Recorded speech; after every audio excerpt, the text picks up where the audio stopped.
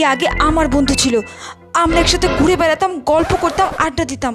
আর এখন মৌ আসার পর থেকে ওরা দুজনে খুব ভালো বন্ধু হয়ে গেছে। আর আমার সাথে তো প্রিয়া একদম কথাই বলে না। আর মৌ আসার পর থেকে ওরা দুজনে খুব গল্প করে, খুব পড়াশোনা নিয়ে ডিসকাস করে, আর আমাকে ওদের মধ্যে নেয় না।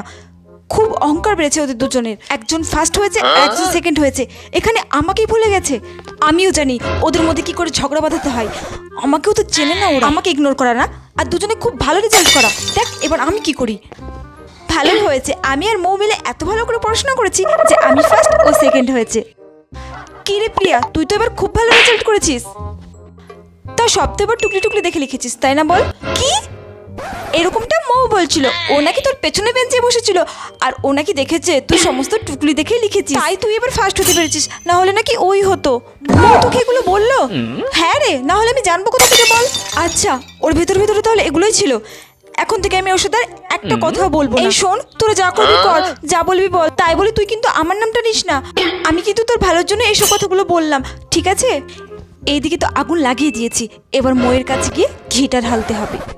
আমি তো এবার সেকেন্ড হয়েছি, আরো ভালো করে পড়াশোনা করতে হবে, তাহলে আমি ফার্স্ট হতে পারবো।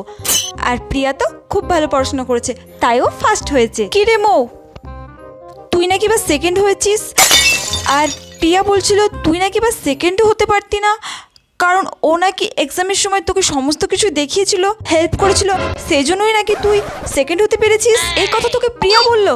প্রিয়া এরকমটা আমার নামে বলতে পারলো? হ্যাঁ, পরীক্ষার সময় বান্ধবীরা একে অপরকে একটু সাহায্য করে, ও আমাকে একটু করেছিল, তাই বলে এরকম ভাবে ও তোর কাছে আমার নামে বলে বেড়ালো? বিশ্বাস হচ্ছে না তো? তোর বিশ্বাস হবেই বা কেন বলতো? ও তো কথাটা আমাকে বলেছে না। দেখ, আমি তো তোর ভালো চাই না, এই জন্য তো তোর কাছে এসে কথাগুলো আমি বললাম। আমি তোর কত ভালো ফ্রেন্ড না, এই জন্য আমি আসলে তোর ভালোই চাই। আমি আর এখন থেকে প্রিয়ার সাথে একদমই কথা বলবো না।